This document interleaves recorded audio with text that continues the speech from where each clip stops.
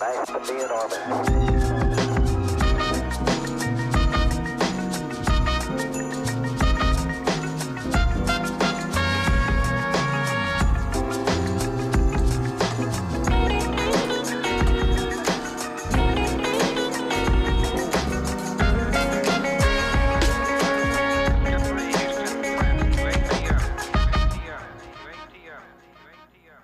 Nice to be in orbit.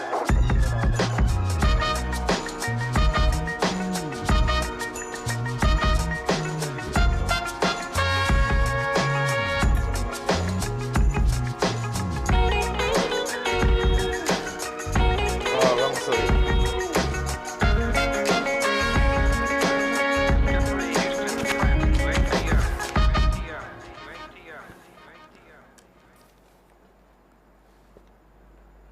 Hey guys, morning.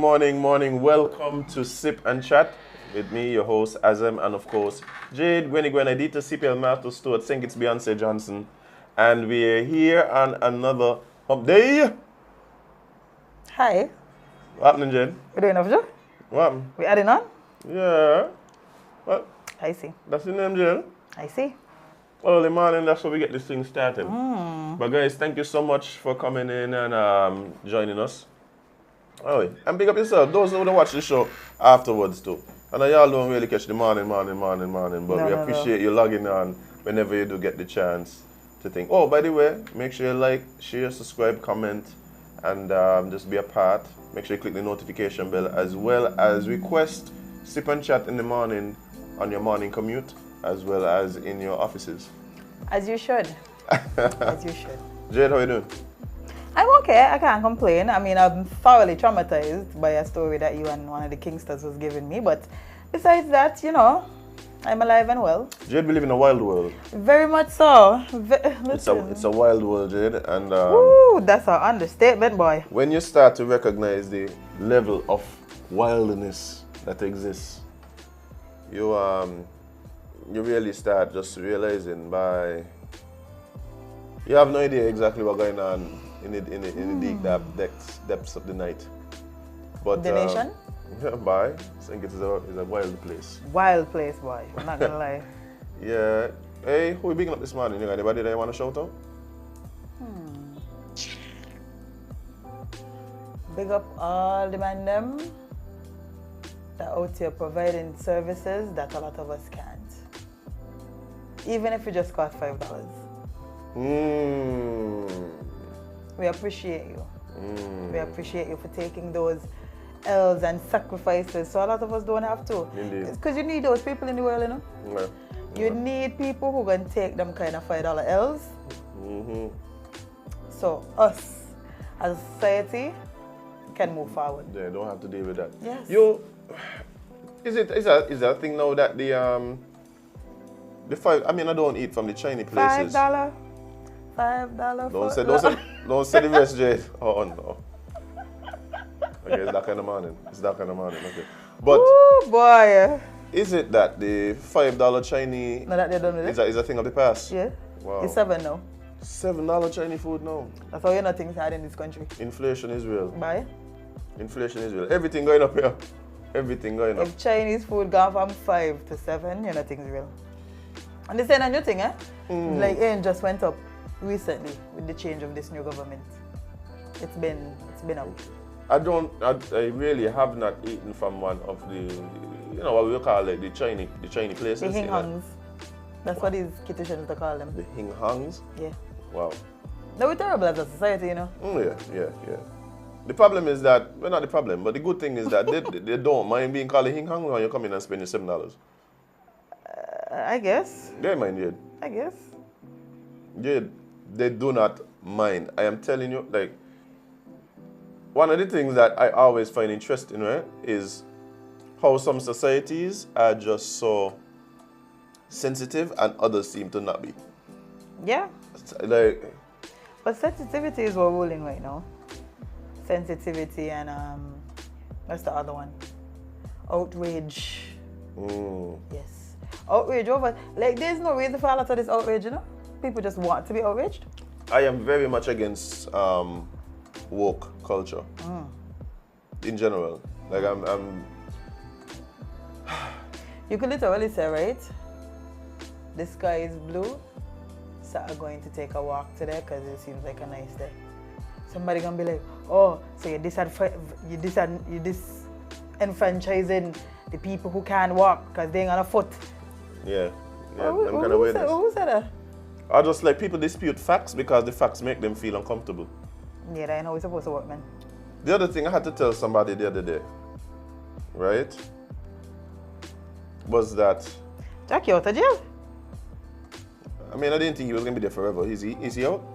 Well, yeah, this looks like a fresh picture. Speaking of artists who been having some tough times in prison, you hear that Cartel... We got that one to talk about, man. Yeah. That one on the list. Of course. We'll get into it? Of course I have that on the list, Azem. Okay. Wow. But you were saying, what were you saying? I was talking about woke culture. So Yes. I was saying that I was telling somebody that my criticism of you doesn't equate to being offensive. Like, they're not the same thing. Like, they're not the same thing. And sometimes that's what happens. Like, everything that makes someone uncomfortable, they think it's offensive. Like, no, that's not how it works. That's not how it works. And we're living in a world where more and more people feel it's okay to discredit facts that make them uncomfortable. And it's weird. Speaking of an uncomfortable fact, I have a question for you. Okay. You frightened? No. Oh, because you look You could ask whatever you want to ask here. I just don't have the answer. But go ahead. So, this stems from a conversation we were having this morning. Okay. Is there a price? Nope. Can I answer it? Can I ask the question? You could ask the question, but I've already answered. Go ahead. Jesus Christ. You didn't even... So, like, suppose, right, things was real rough, like rock bottom rough, right? You mean like no? Continue. Rougher. There's what you could get, man. Yeah, it could always get worse. Yeah. So let's say things were like rock bottom rough, right? And you were propositioned by a young lady, or old lady. Okay. Would you?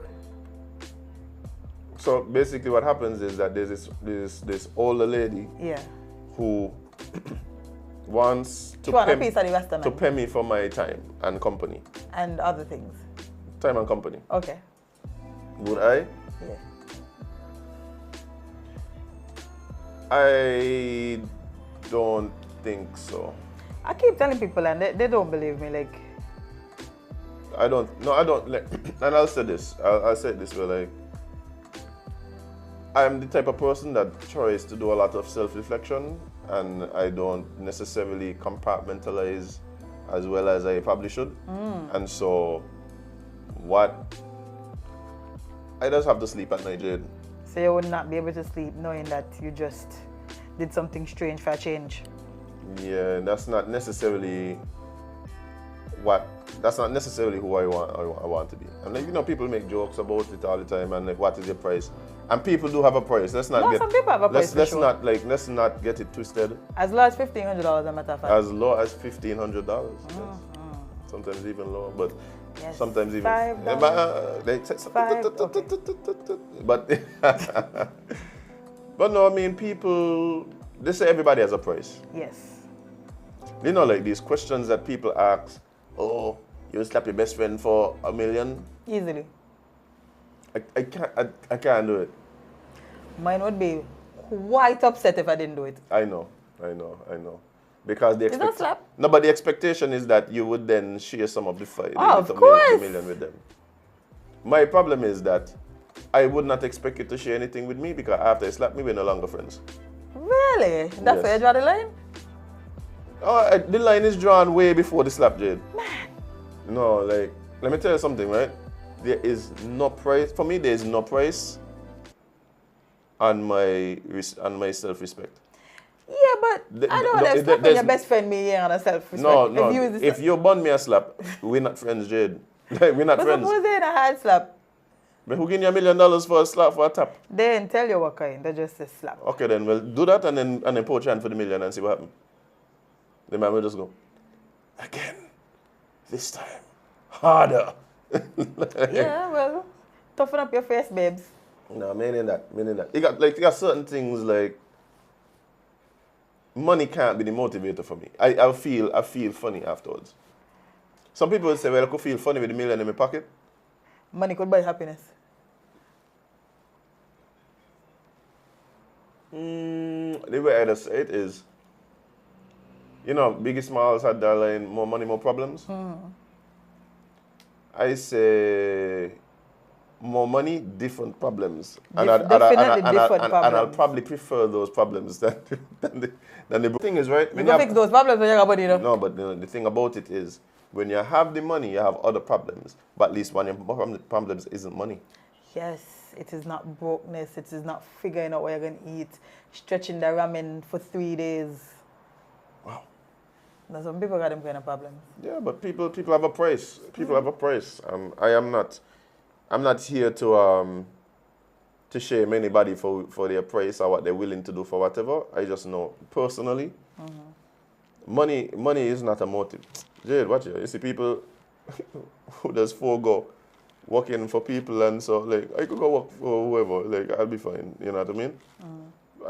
But that's I just ain't cut from the cloth. No, I you don't can't know do why. that. There's been times I've kind of wondered why do I have these certain set of morals and standards by? It saves you from a life of heartbreak. No, you got some people who And strife. they say you got people who shame box broken. I know a couple. I believe there are people whose regret box broken. Are like people who tell me they have no regrets. I don't believe that. Those people, I stay far from them. I don't believe that. And I believe it's just something that people say because Yes. it's like a catchphrase. But I believe there are people who really, whatever, make an examination, recognize, hey, perhaps I should not have done that, and these consequences I am not really happy about. I still don't feel a regret. No, as far as I'm concerned, There's something wrong. Something broken somewhere. I agree with you. So like fear factor and stuff, you wouldn't do that, right? Fear factor, if I do fear factor and stuff, it's not the money just isn't the motivator. I'm not saying that I wouldn't do crazy things. I've done crazy things, but it's just not for the money. Oh, you're doing it for free? No. You could get the money, but that can't be the motivating factor. So, for instance, I would do I'm thinking about doing fear factor. I'm thinking about doing the extreme sports types of things. Thinking about eating like you can crickets and choose stuff. anything. I know. But what I'm saying, like, You would eat a cricket. yeah, I eat a cricket. Yeah. People eat crickets all over the world. Exactly, and a roach. Yeah. I don't think. I mean, I would just eat shrimp, so I don't think.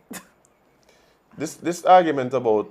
I don't say it. I'll just be like, no. Okay, you could say no, right? However, after I've heard it, right, I think the first time I went to clean a shrimp again, I couldn't get the image out of my head. Okay, that's fine. Because literally the legs of a shrimp look exactly like the legs of a roach. That's why they call them the roaches of the sea? No, they're in the same family lineage as a roach. That's what it is? Yes, Okay. but we ain't care. Curry shrimp tastes good. It's a seafood, man, so I'd already limit enough meats. Yeah, you can't really. Yeah. Plus people eat roaches anyway. People that eat roaches, people that eat. I didn't even know people that eat salamander and so. People eat anything. I realized. You know, it was not funny, but I felt like, you know what? May want them to take down this episode, so never mind. What happened? That's how somebody said that a certain race of people would cook an alien with a side of vegetables if they could. That's how much they just eat anything. You know they mean us. They didn't mean us. No, they definitely didn't mean us. And they might No, be we kind of onto skittish. They might be onto something. No, when they said it, I was like, you know what? I could see this happening. Based on a lot of the videos that I've watched. Yeah, it's a possibility. Would you eat alien just to see how it tastes? Nope. Okay.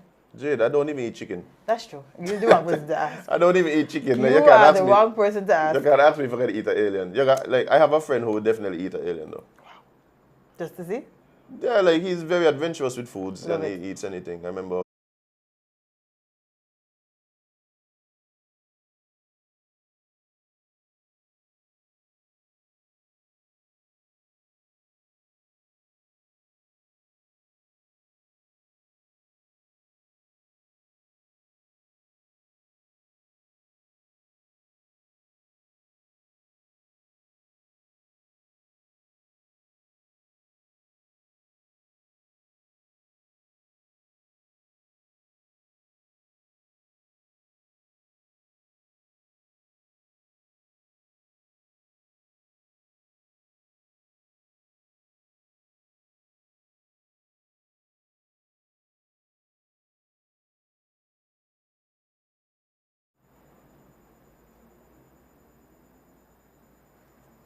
Hey guys, welcome back to Sip and Chat.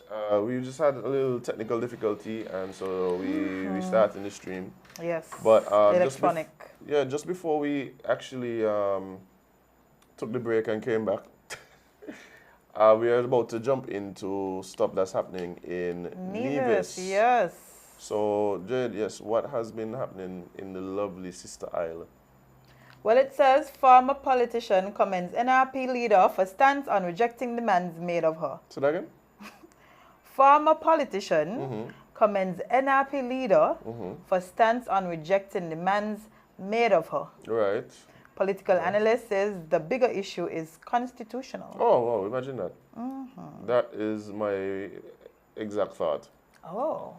But let's hear what he has to say. In the continuing discussion of the impasse in the Nevis Reformation Party in electing a leader of the opposition, people are still weighing in on the debates going with party decisions or not. A former politician pointed out what could have been a troubling precedent publicly set had the leader of NRP, Dr. Janice Daniel Hodge, agreed to the demands made of her by colleague Cleon Stapleton Simmons.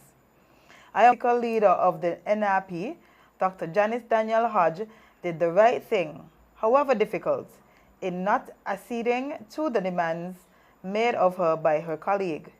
Had she given into insubordination, then who knows what demands might be made of her in the future. That's a good point. 5 years from now, for instance, if NRP were to win the next election and form the government, elected candidates might have started to demand their preferred portfolios, and maybe, just maybe, a candidate might want to hold the party to ransom if he or she is not installed as premier. Roy Fleming, a former political candidate of the People Action Movement, on the February 17 broadcast of Issues.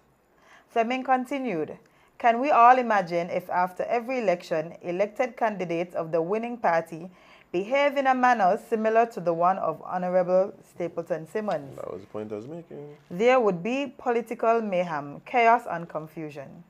Therefore, as it relates to how political parties function, and say that the status quo must remain in place to ensure political stability after each elections." But Jade, this was my point. I remember saying when we first mentioned this that imagine a situation where, like here in St. Kitts, where a lot of people seem to not recognize that the government right now only has a one-seat majority. And so what if one of the parliamentarians and the government benches decided to behave similarly, meaning, hey, this is what I want, and if I don't get it, then I'm crossing the floor, or I'm not with y'all, or you understand? And again, I made the point that there may have been arguments to be made where, for instance, you had Dr. Drew, who is a first-time parliamentarian and thus a first-time prime minister. But then you have on the same government benches parliamentarians who would have served in the House before, right? Who would have served in government before, and you also have a former prime minister on the government benches as well. Yeah. So what if they were to make similar? I want to say, hey, I have experience. I hear before you. People have been choosing me to represent them for ever so long. Even if you want to make the argument that the now prime minister was unsuccessful several times before, so you don't. It gets real. Not only that. I mean, at that point, you start to wonder then what is the real role of the parties? Yeah. Because the party is supposed to be this vetting system where they select candidates, they provide a framework to support the candidates as they run. So it's a way to raise funds, to organize around people, to bring some sort of, let's say, oneness to potential campaign. Because if you have all these independents coming together, they might all have different views, different ideologies.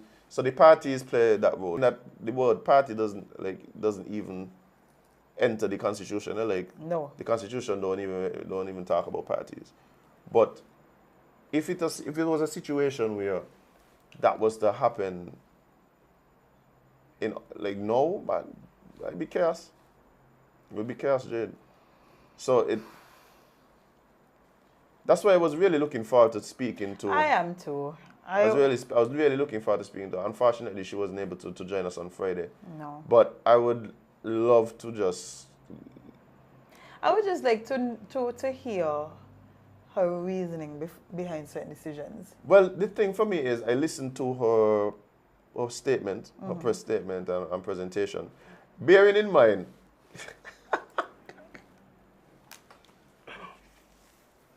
I don't like, okay, my mind works a little differently, right? And sometimes I see things that I recognize other people don't see. I might not just see the same way.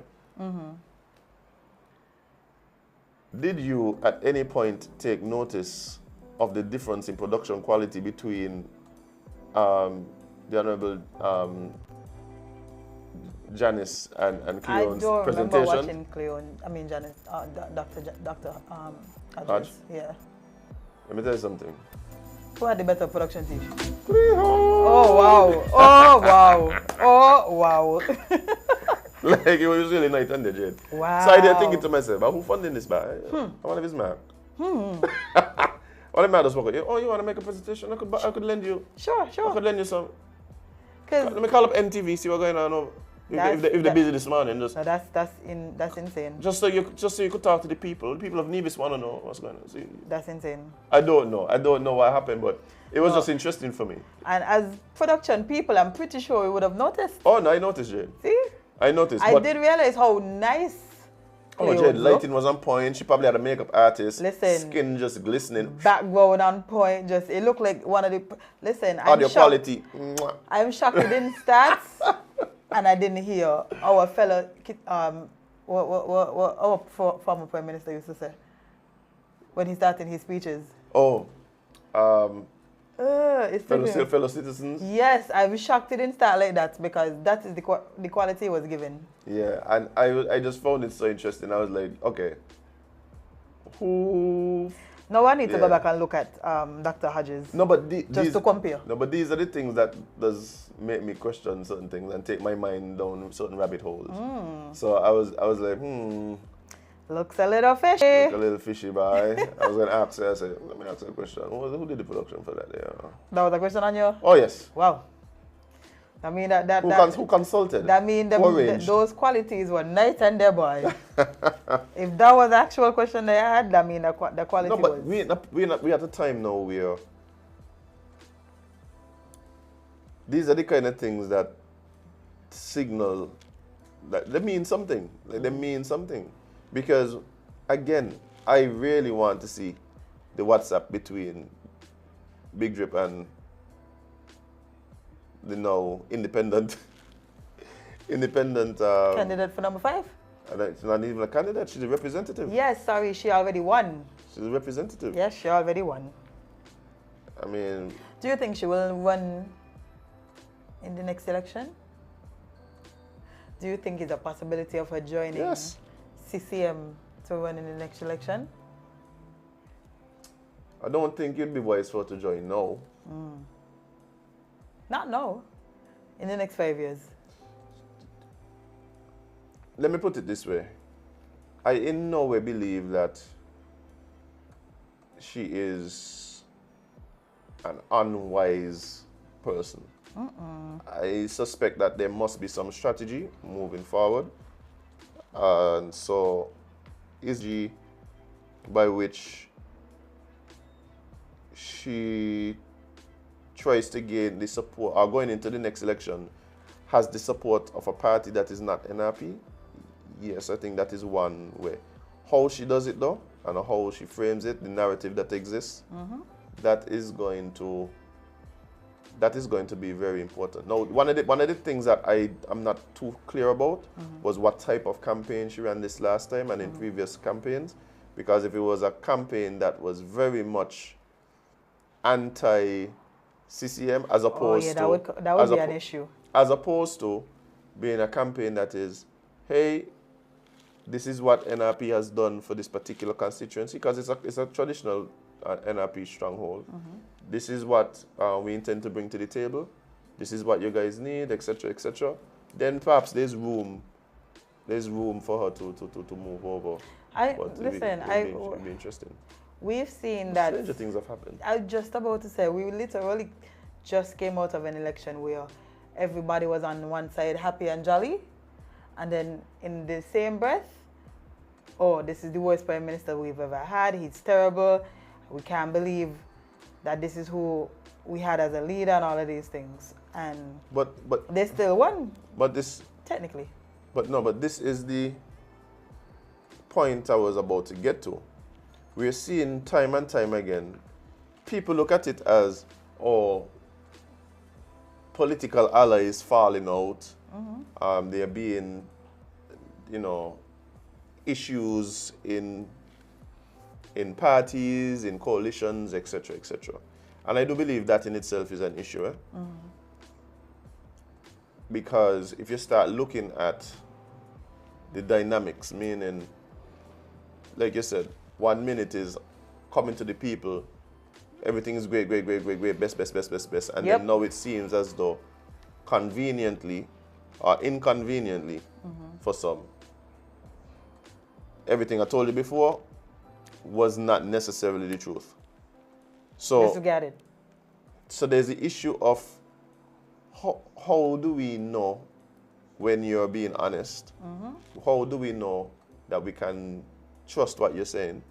There's also the issue of, is it that we are dealing with a new set of politicians who are unable to put their own personal issues aside and disagreements aside in order for the betterment of the country? Because whether or not you like it or not, like, it was not a good look. Like, what happened was not a good look.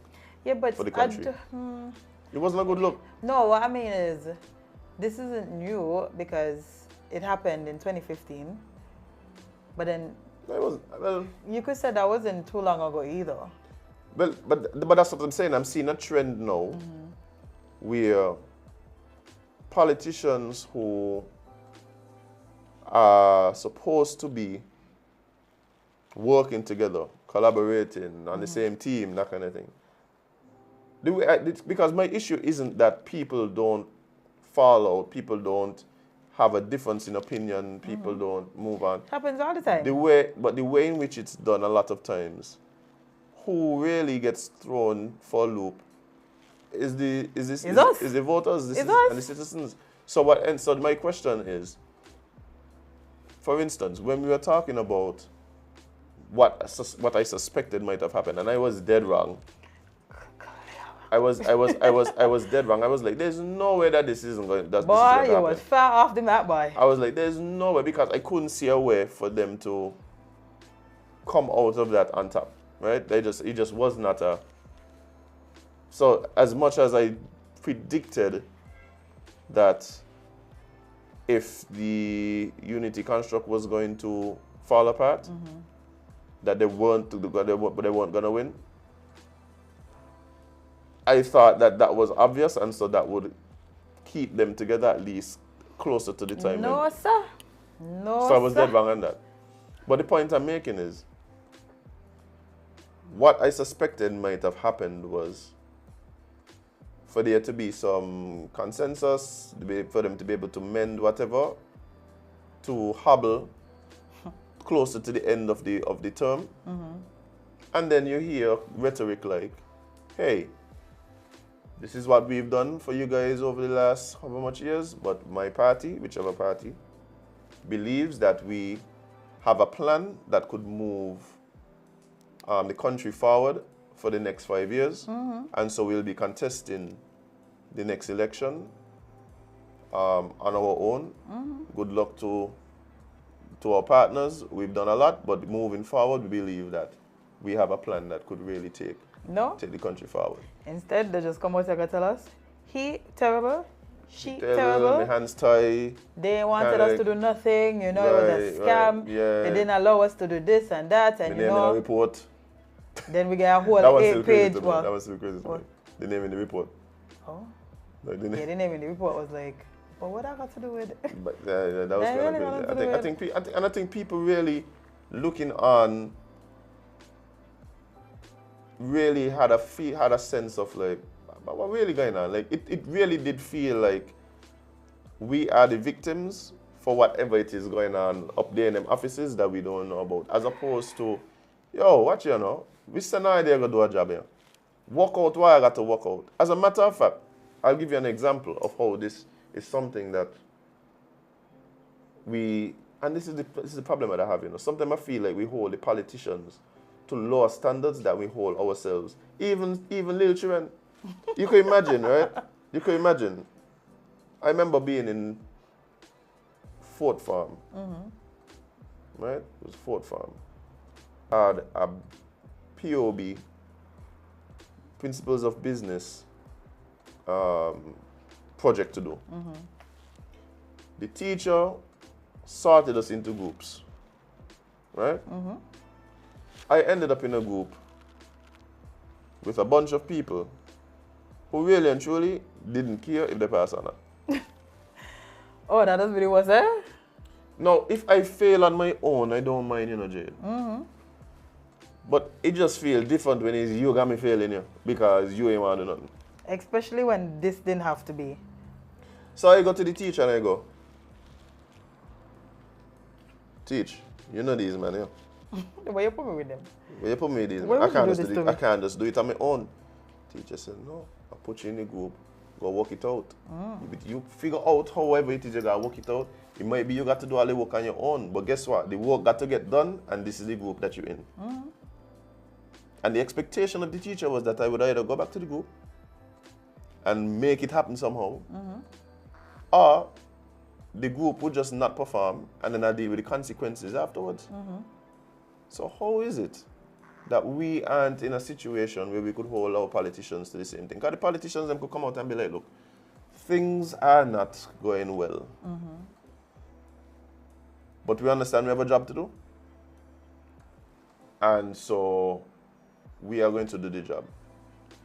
How we're going to make this thing is mutually assured destruction. Understanding that if it is obvious to us that we are being undermined, we bring it to the people. And if it's obvious that you feel that we are undermining you, you carry that to the people. But at the end of the day, we are all accountable to the people. And the next election, the people are going to have to choose which direction they want to go in. This idea of, me like you, smash at the government and make people go vote again, I mean, you just can't get on. Because a lot of, that was the takeaway for a lot of people. Not necessarily that there was a disagreement in ideology and things, even though at some points it started to feel as though that was what was being put forward. Everybody, and I say everybody, felt as though that it was a lot of personal things that was going on. But it was admitted that it was personal. Yeah. I asked the question, yes. Yes, so, yeah, that was a crazy time, boy. Can't believe we had to go through this for no reason. No, but what I'm saying is, it seems like we've seen a trend. Politician. And it's one thing for politics. Listen to the thing, you know.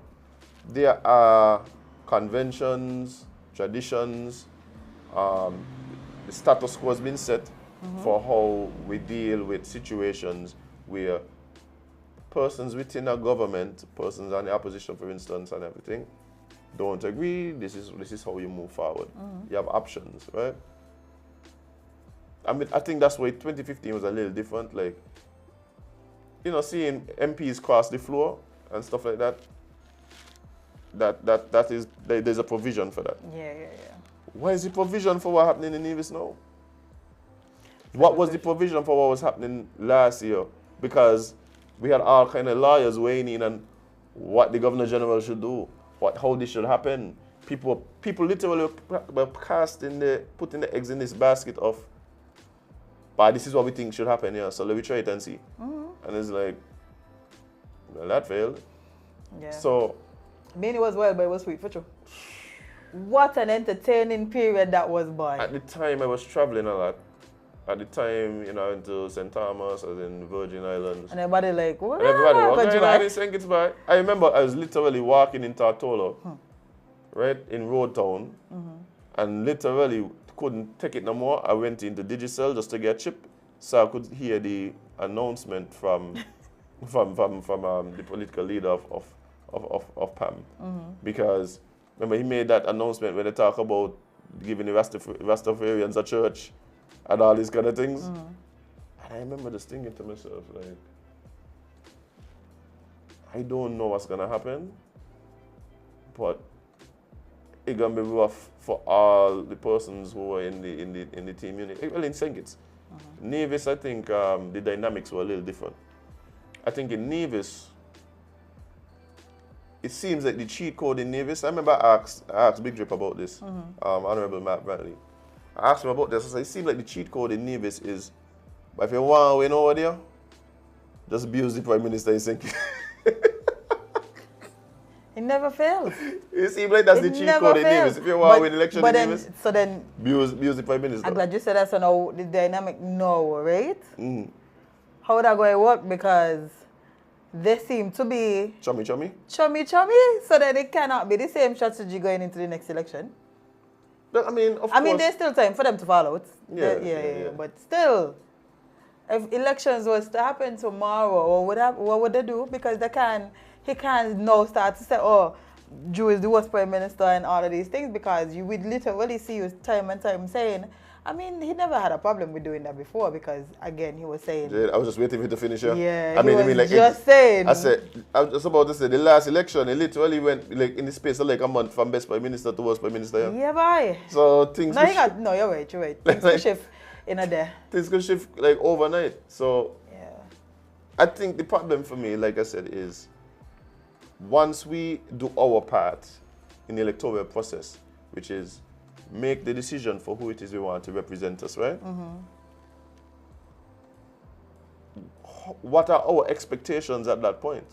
Because the expectations is that you are honest with us and do what's best, at least in your judgment, along with consultation, what's best for the country. Like, is it that you go off rogue and decide to do things based on what you personally feel? Is it that you're going to stick with party ideology? Is it that you like? We've had ministers go rogue time and time again, and that has not stopped them. Go rogue, what do you mean? Like, just do things that you would think, as a minister, prime minister, that you Like what? You wouldn't. What I mean, like when Uncle Dougie, the back with Uncle Dougie 2015. Which one? The one about boundaries and. You mean changing the boundaries? Yeah, and replacing the Attorney General, how he did, and the alleged colluding with the Speaker of the House and all of these things. I think for me, like I saw exactly where Dougie went wrong. Like I see where he messed up, because if they had waited, with the Gazette thing is weird. He lost the battle, because remember the dates they announced, the date they dissolved the government. the Parliament, yeah. And the date the Gazette was supposed to be updated. It was 2 different dates. But according to what I read, he assumed that it was already fine, which is why he wished to dissolve Parliament. But when he went to court now, the court was like, no. Yeah, it hasn't been gazetted. Yes. So, and at that point, he couldn't take it back. It was too late. Parliament not dissolved. Yeah. But I mean, the thing for me is, when it's silly season, you almost expect silly things. Oh, definitely. So you start looking at the previous administration, and you say things start falling apart 2 years into a 5-year term. You're looking at this thing in Nevis now. It's like a week. I keep asking, how is it? Because remember, we into budgets and all of these things right now, But we don't have an opposition. No, but the Parliament got to do your work. The administration got to do your work. That's true. Money got to get allocated to pay people, yeah? By will or by force. I just never expected to see a election season, a post-election season, and not see a opposition of a government. And the thing based on the fact that the opposition can't figure out what they're doing. Who the leader is. Yeah. But the thing about it is, the thing for me is, look at even here in St. Kitts, right? Where you have on the opposition benches the leader of the leaders of three different parties who were once in a coalition government. Azem, that's the funniest part of all of this, you know. Yeah, they're still together. They're just That is together on the opposite side. literally the biggest joke out of all of this.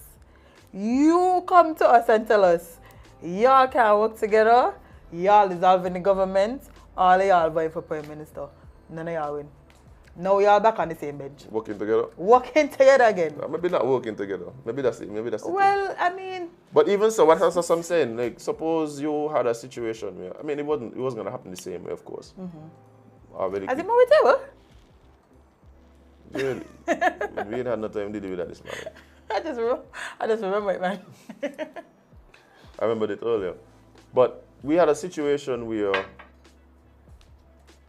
let's say we had a situation where, same thing, like they couldn't decide who had the majority of support on the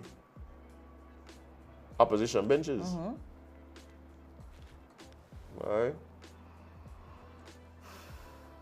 I was one of them who used to not really be a fan of the party system. But I understand the role the parties play. Like, I understand the role the parties play in our political system, right? Yes, I do believe that sometimes we put too much emphasis on trying to create differences between the parties. And a lot of times when we start talking about the differences between the parties, we go back to like the 1950s.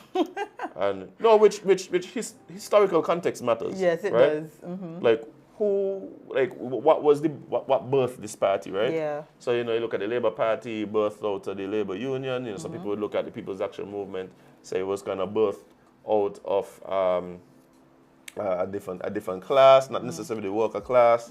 And of course, People's Action Movement would have a difference of opinion in that. Look at PLP, like what was the dynamics that birthed that party. Only recently I remembered how PLP came about. Oh. Yeah. Uncle Timmy and Uncle Sam? Yeah, man. Yeah.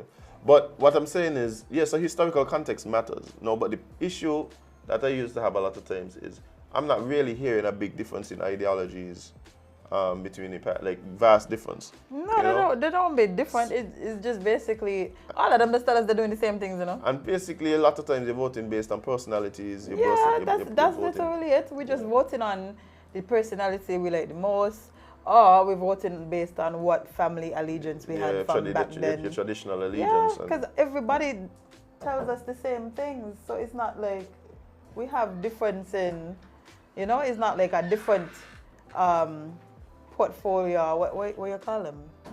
The manifesto, all of them basically are the same things. Yeah. Just the different people, but so yes, speaking of politics, you saw Gaston. Here's the Gaston. The kiss? The kiss of death? That's why you're calling it here? You talking about the kiss of death? Yo, so real man, good about it though? You're talking about the kiss of death though, right? Yes, I am. Nice. Something is really wrong with that man. I'm not gonna lie. Yeah, but I think Uncle Gaston blood of a little kiss me. So tell the people what happened, because people might not be aware as to what actually went on. So there was a video circulating where Uncle Gaston was literally, I think it was the swearing in of the different ministers. And so I didn't even realize that's how they did theirs. Like, theirs remind me of the English system. Yeah, all of us are England. Yeah. Westminster. Yes. And so while Uncle Gaston was, you know, being announced as the Prime Minister, there were some people cheering and some people booing. And Uncle Gaston just walk over and, you know, blow them a nice kiss. Blow a little kiss to all he loved ones that he to all the haters. Why is he like this? Why is this man like this? That's just how he is. Oh my gosh. That's just Gaston. You understand? This is my black history. That was absolutely, listen. Haters. Listen, I feel like if they would allow you to have a song, well, they announce the positions and the, you know, the ministry, wherever they're announcing, right? Which song you think Gaston would choose? True. Gaston's song. Wow, let me see. By what your suggestion I'm blind to you. That's what I was singing. Oh. That's what I was just singing. Yeah. That's definitely one of them That's definitely one of them. Yeah. Hmm. I know Dr. Joan would have been get rid of them for sure. Get rid of them? No, man, he done with now, so he ain't gonna bust that one there. He ain't gonna bust that one there. What you think he would? I got one in my head, but if I say it, people can vex me, so I'm gonna say it. Okay, tell me, let me say it. Oh, Tell me, let boy. me say it, because you know me give people vex with me. Finally.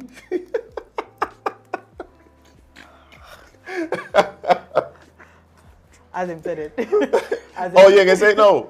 Okay, leave me. Azem said it. Yeah, leave me. Man. But I think the point I'm making is like we are seeing this trend of people that can't get it together, who's supposed to have it together. Like, why we putting y'all? That's They're what going supposed on. to be the they're literally supposed to be the most put together people in the country. But Because Jade, they're leading. Jade, and this isn't an attack on any particular politician, Jade. Oh, somebody said his would be Sam Smith, not here to make friends. Ooh, It's a good one. that's a good It's a one. classy one. Yeah. Yeah. I like it. I like that one more. Yeah. But like I'm saying is, we're seeing this trend of people not being able to just kind of put differences aside to be able to do the job at hand. To get together? And it does seem as though like it's becoming more and more of a trend, and it becoming, let's be honest, it's becoming worse and worse. It's becoming worse and worse. We had issues where ministers, you know, crossing the floor and think, okay, cool, understand. They tell us why they did it. That, right? We didn't think it would have gotten worse than that. Right, and that was like, okay, it's kind of crazy. Then we have coalition governments that literally imploding in front of us, right? Y'all came in to get rid of the government that y'all put back in. Yeah, because but- since they put them back in, you know. No, but Jade, let me tell you something. Thinking about the trend, and of course, I'm not wishing this on anyone. So, but I'll say it anyway. So you had MPs leaving the government benches, right? Starting their own party, right? Okay, cool. That's Well, that's one not, of them left, one of them got fired. Yeah, but started their own party, right? No problem.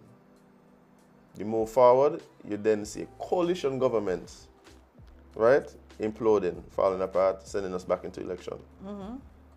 Now we have opposition benches having issues as well. What if we have government parties imploding from the inside as well now? I mean, that wouldn't be shocking. Because at the end of the day, we're just dealing with humans, you know. That Yes, would not be shocking. There should be certain responsibilities. Yes, there should be certain responsibilities. However, there also should be a system in place to prevent them from being able to do things like what they're doing because, again, they're still human. We have to put systems in place to prevent human error or what we deem as human error. The problem is that we're voting based on the personalities and But that's we not voted going for to we change. voted for people. But you're saying the same thing that I keep saying. The same thing I keep saying is that I'm not too much on the whole.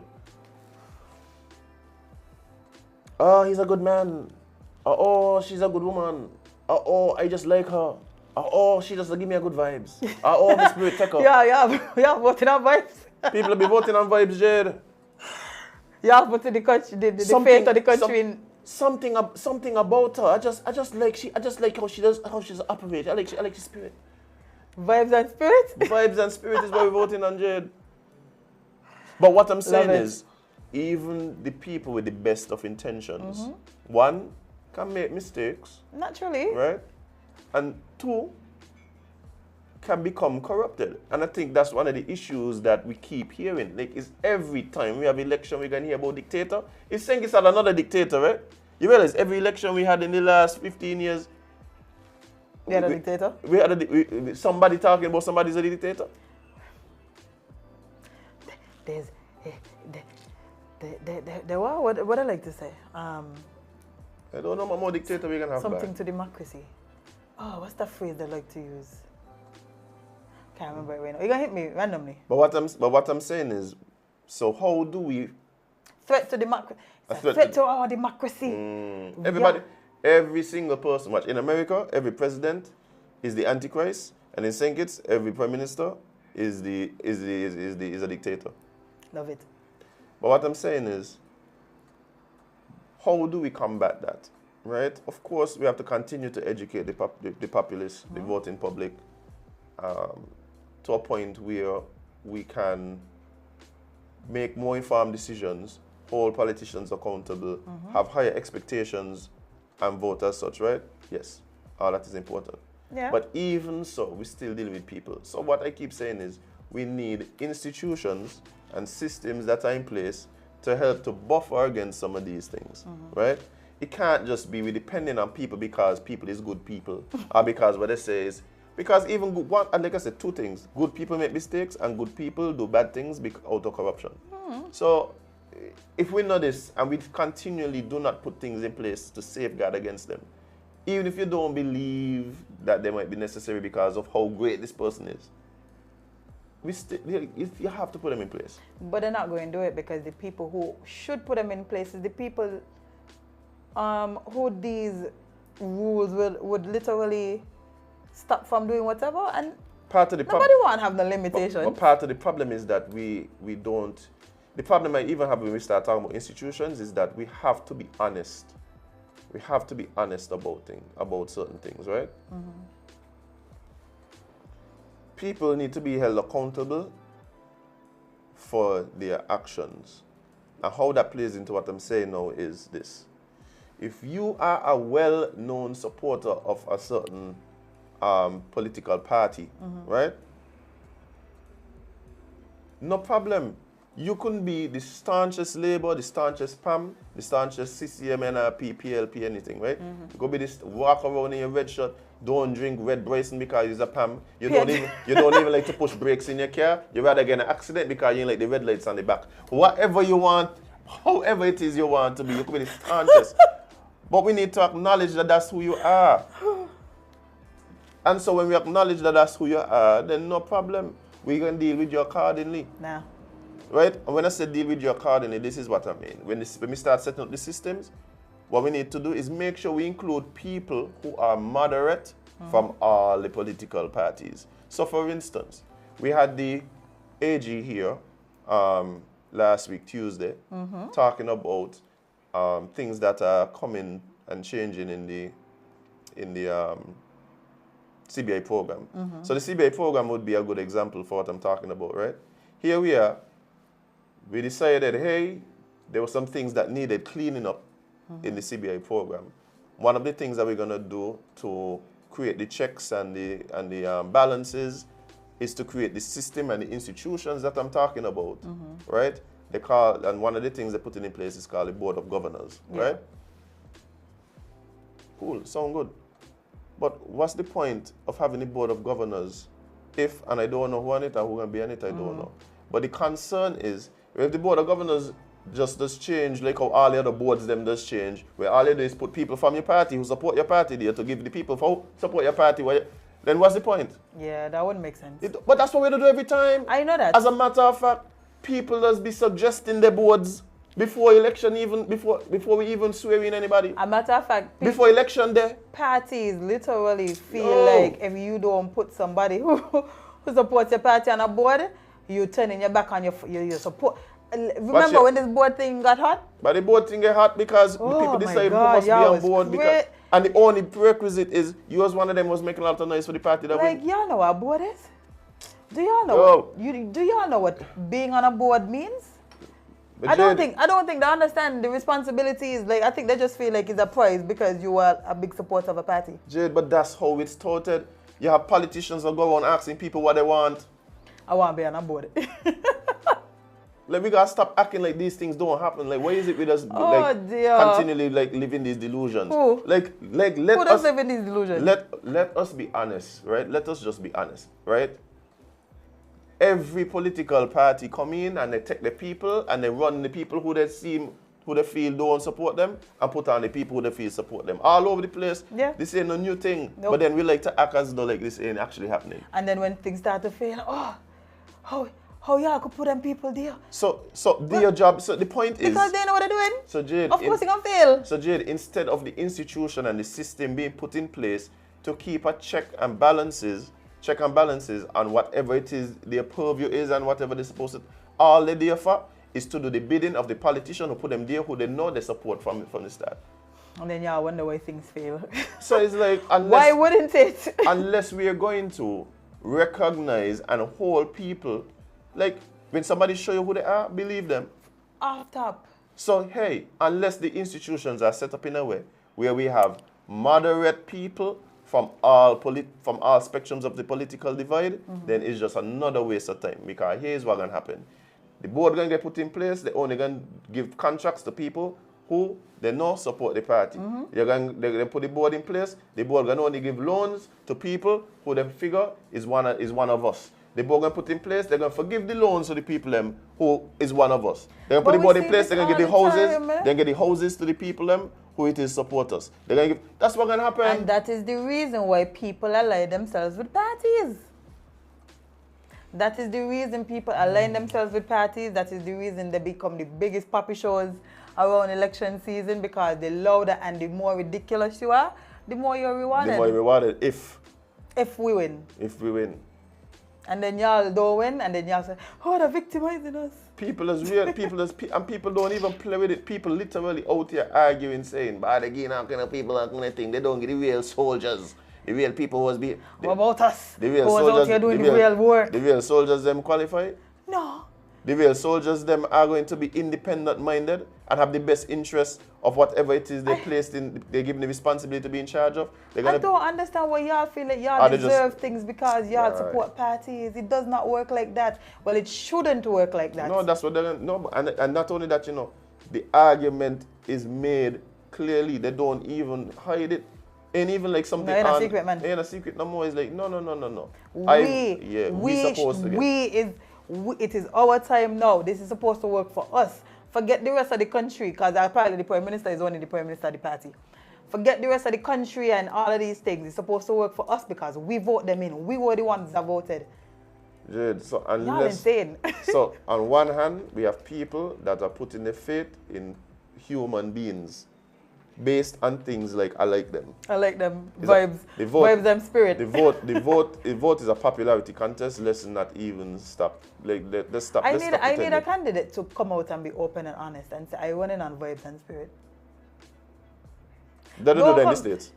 Exactly, and win. They become prime minister. Yeah, president. Yeah, they do that in the States. Yeah. Don't come tell us y'all want best for the country. Don't come tell us y'all want change this and that. No, tell us the truth. I want to run on vibes and spirit.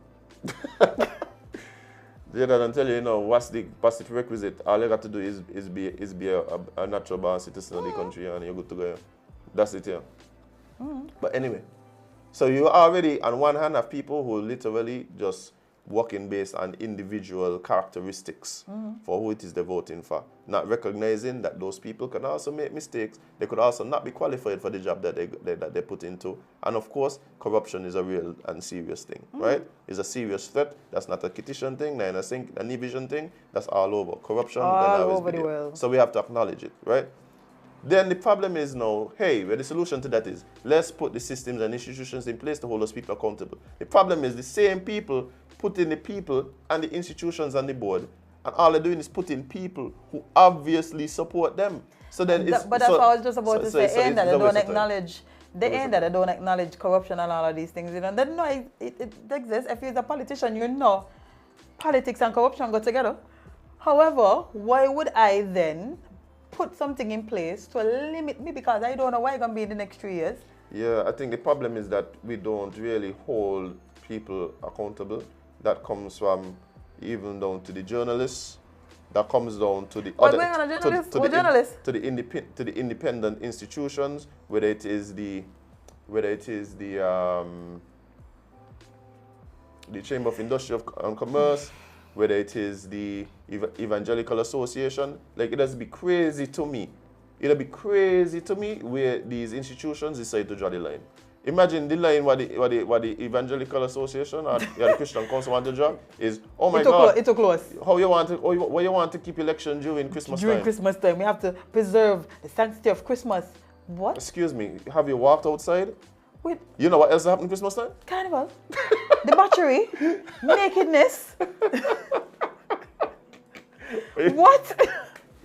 That yard rather like that elections. Not the fact that I could just walk up and down with a tongue at 4th Street. It's elections is the problem. Alright. And that's the problem I have in Jade. Like, yes, institutions. Let me don't say that because y'all ain't gonna cook me again. Y'all done try it early January. I am for the songs in the butts, okay? I am for it. Cheeks in the streets, apparently. Cheeks in the streets, yes! As a matter of That's fact, the slogan for the next carnival. Cheeks as a in the matter of streets. fact, I am trademarking that, and anyone who wants to use it, you can ask me permission. The Kingsters having fun with Yeah, this one. The Kingstons approve. The Kingstons approve. Cheeks in the streets for Sugar Mass. What the next one be? 52. 52? 52. We're gonna make it fit. We're gonna make it fit. Yeah. But I mean, that's the issue, Jay. The issue is that it seems as though everybody just comfortable moving along, and it is what Yeah, it is. they're And comfortable. yeah, everybody just kind of doing what they want. And the problem with that is what that brings about is chaos. Yeah. But don't study that. We're like a little chaos in with the democracy. The little chaos in democracy. It's like a sweetener to your tea. Wow. Yeah.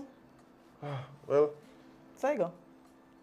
have fun, guys. Yes, we shall just be here for all of the vibes and spirit. Yeah, well, we contemplate where we're going as a nation, a country, and of course, as a region and world.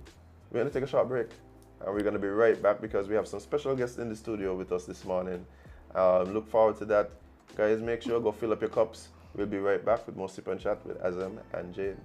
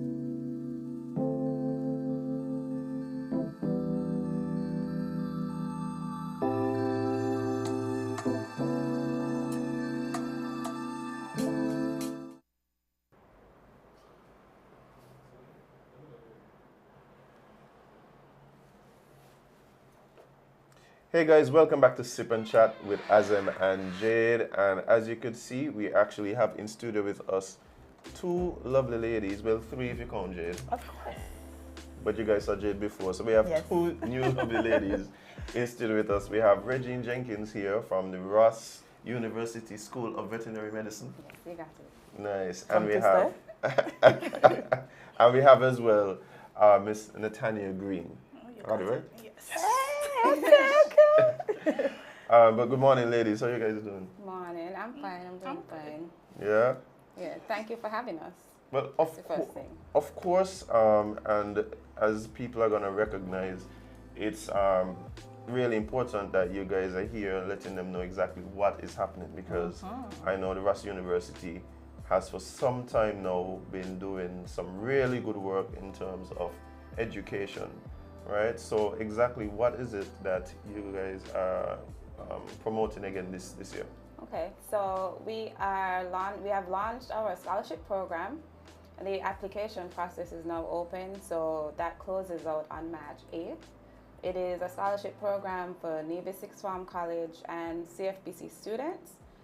We offer an award up to 2 years, depending on when you start at the CFBC, or at least what year you're in. And with the program, we also offer you an internship, so that you get to come down to Ross for 6 weeks during the summertime. It's a paid internship, so you get to work, you get to earn some money, you get to network, you get to grow professionally. Along with the internship, every week we do professional development sessions with the students, so they learn things on communication, teamwork, team building, an array of things, resume writing, financial management, those types of things, to really prepare them for the next steps of the world of work. Oh wow! So this is a scholarship, you said, geared towards sixth form students at the CFBC, and as Yes. well as Nevis sixth form as well. Yes. Right? And the fact that you said it was either 2 years, that means that people who are looking to go into or have just started CFB could also apply. Yes. So first year, second year, we've had nursing students, we've had wow. teacher education students. So even those students get a chance to apply, and depending on what year you're in, then it would be either for 1 year or 2 years. Oh, so it's not limited to any particular No. division of the college. No. Wow, We've that's had a range of students, teacher ed, agricultural science students, entrepreneurship students, somebody who wanted to become a chef, so they were in hospitality. So we've had a range of students come to the program. Oh, that's wonderful. okay. And speaking of persons who would have benefited from the scholarship program, you were telling us off camera that Nathania is actually a past scholarship Yes. recipient, right? Yes, she is. She's one of our. She's one of the pride and joy for me at Ross, because she was in one of the first or second batches of students. Okay. She would have come in very shy. Still No, she's still shy, but she Oh, we'll fix it. comes to interviews with me now. She volunteers. Well, today she was voluntold. But she volunteers, and so she's here with me today to kind of talk about her experience. Well, Nathania, tell us a bit about first, the process of getting the scholarship. But firstly, how did you even know about the scholarship in the first place? I think that there were flyers at the CFBC. I think I was in my first year at the time, so there were flyers, and they came down to school to speak to us as well. So for me, it was a good opportunity, because at the time I would have needed the help. So it was. Oh, so you basically, between the flyers and of course the school visit, Yes. you learned about it, you applied, and of course now we know you were successful. How would you really classify the help that was afforded to you through the scholarship, in terms of really helping you to get through your college education? Was it really just a real necessary step for you at that time to get that support? At that time, yes, it benefited me a lot. I think at that time we had to pay for school fees, so the scholarship covered our school fees and nice. different things that we needed at that time. So yes, that was useful. I could imagine, you know, not having to worry about, you know, things like where the school fees are gonna come from, different types of support. You really get a chance to focus on the education and then school and schooling. So I think that sometimes, you know, something that people kind of look past, the fact that that level of help really does, you know, afford you the opportunity to focus on, you know, on learning. But what about some of the other aspects of the scholarship? For instance, you know, the internship and you know, being able to go down to the university and be a part of that. What was that experience? For me, it was a great experience. It was both educational and exciting. I studied natural sciences in CFBC, so being able to see the practical aspect of it that I was learning, the theory too in college, and being able to work in a lab, it helped me career-wise. Right. Yeah, definitely. I mean, and what is it that you're doing now, if you don't mind me asking? Right now, I'm a junior lab tech in the diagnostic lab. Also, you're still at the I'm still at us. So Yes. imagine that. So even out, They don't want to leave. even out, so even out of the scholarship, you know, you got this internship, and the internship has now turned into something a bit more permanent. Yes. Wow, that's definitely a success story, I would say. Definitely a plus. Yeah. And is there any limitations, anything that might exclude persons from applying, or is that you ask all interested persons to apply? Well, we ask all interested persons to apply, but what we try to do is, because there are other scholarships, other grants out there, we try not to give to a student who already is receiving. Right? Okay. So, you know, if you would have had a grant or scholarship from the government or elsewhere, we try not to duplicate efforts, because we want as many people as possible to be able to go through the college and experience that education. And so those persons, we do cut out of the application pool. Okay. But that is just to ensure that it's fair, and that we give others a chance. Yeah, I definitely could agree Yeah, with that's that. understandable. Yeah, so the rest of my man could apply? Anybody can apply once you're a student at the college. We had a student who we really wanted to give a scholarship to because of his story, his drive, and what we thought we would be able to give to him. And we called, he was on a government scholarship, and we called and we said, well, you know, we really want to give. So they said, okay, go ahead. So they were able to give to somebody else, and we took him on. He came on, he was able to do hands-on work with the sea turtle monitoring, and now he's off to university to be a marine biologist. Oh, wow. Yeah. Okay.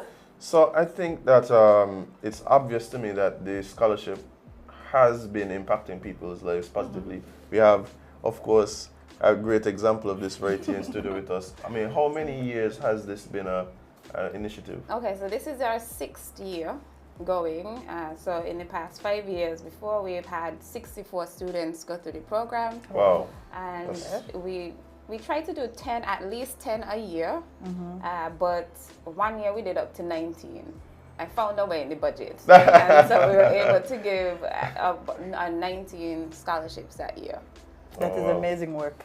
And I'm pretty sure the recipients were so grateful for that opportunity. Yes, yes. I mean, I think in some years, well, COVID hit, you know, so we weren't able to do the internship. So we have a set of students who are quite disgruntled that they were not able to go through that program. No.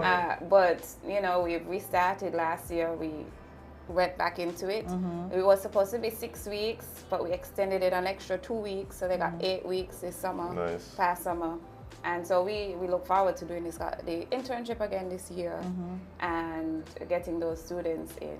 I think one of the great things when we develop the relationship with the students, we often call them in for all sorts of things. If we have an event happening, we call them in. Okay, you're gonna volunteer. We need volunteers to do the check-in at the gate. We need people to run these games and so on. And so they always come on board and they assist us for whatever we have going on. And I think it's a great opportunity for them too. Yeah, Yes, definitely. Yeah. So tell us a bit about the actual application process and what is it that the potential recipients kind of have to do, and also once those applications are sent in, then what kind of happens after that? Right. So the application is all online. So once what we do is we send the information to the schools directly. We ask them to disseminate the information to the students. And then we come on to the radio and different platforms to push for parents to push their children. Because what we found is some students get intimidated by the application process, right? It's not too intensive. There's the application form, you fill that out. Once you fill that out, I'll respond to you. It is me, I respond to you. Oh, so it's not automated. No, it's not automated. I go into the system, I respond to you, and I let you know these are the documents that you need to submit. Everything is online, so we don't want you to send paper to my office. We did that in the first few years, and I have too many cabinets full of applications. I could imagine. Save the trees. You can submit everything online. Once I respond to you, you'll have our email, so you could send everything back electronically. You don't have to send us anything. With the application, you have to submit a resume.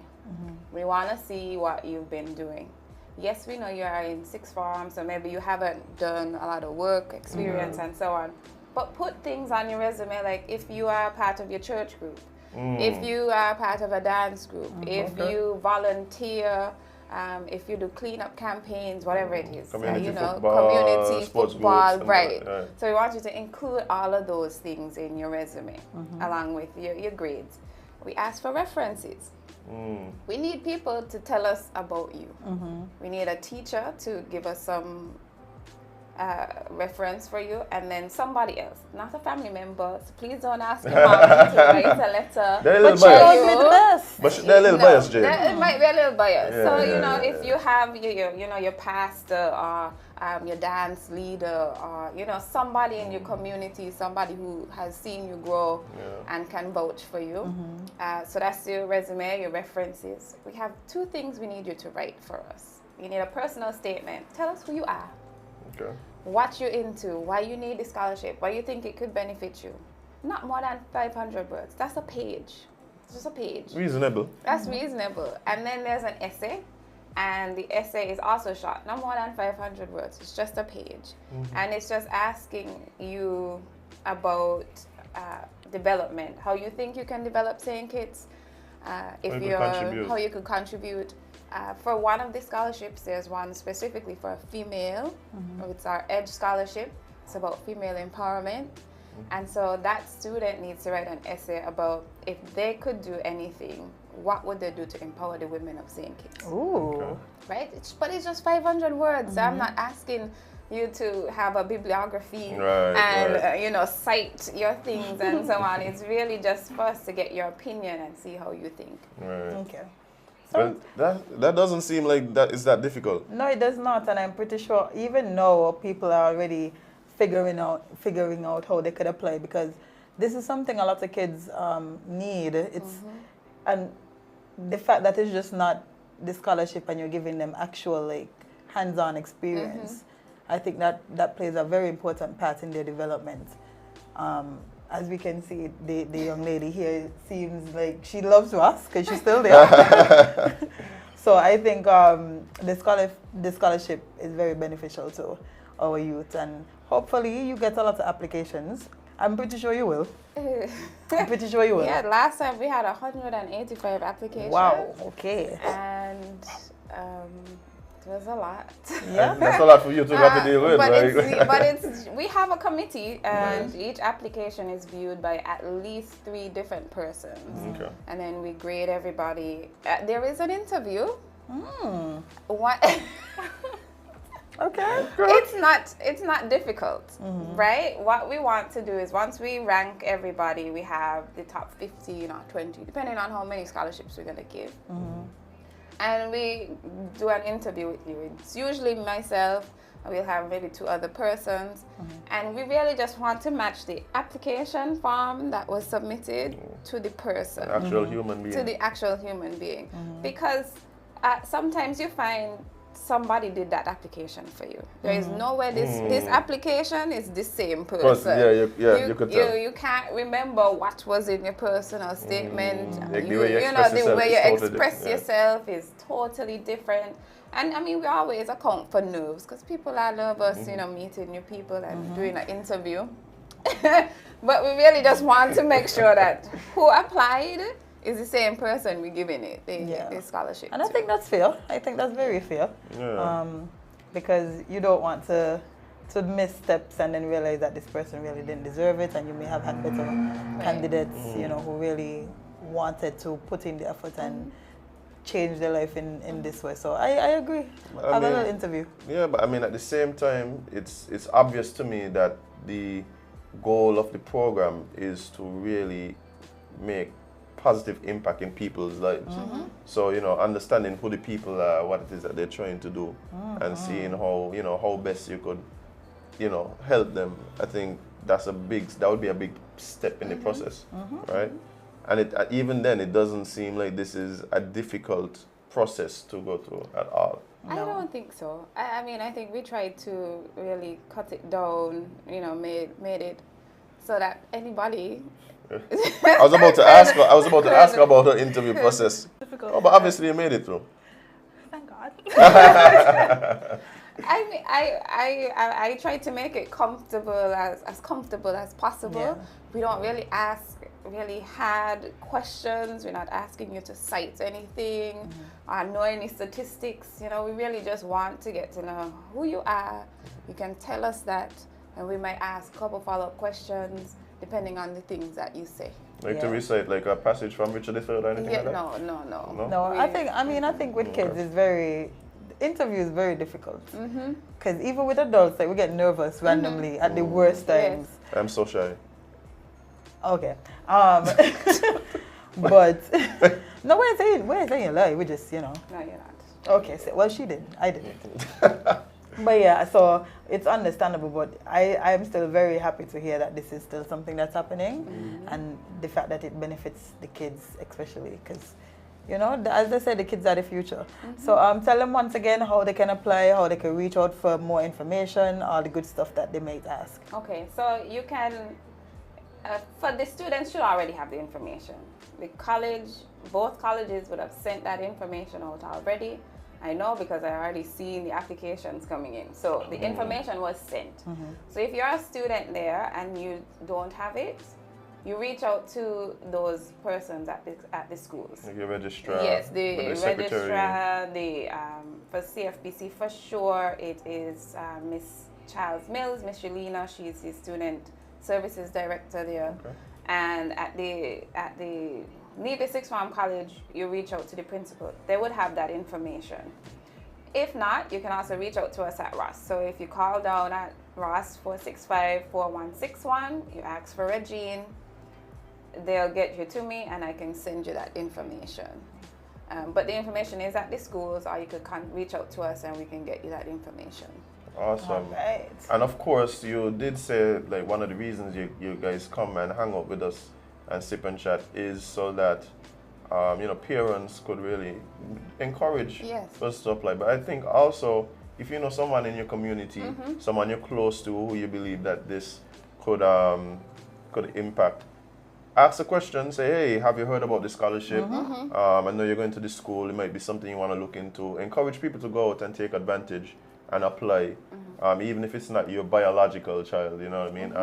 I think this is an amazing project that the university is undertaking, and kudos to you guys for this now being your 6th year. Yeah. 6 years, 60, how many children? 64 so far. 64 young adults already benefiting, and we're seeing some of the success stories, and we've spoken about some of them as well. It really does seem like this is an amazing, and thank you for the work you're doing too, because I know you play a big role in this particular program. Yeah, I mean, I agree, right? One of the things I wanted to say is that we had one parent who heard me on the radio one year, brought his son to the gate at Ross because he said he heard about this thing and he needs his son to apply for it.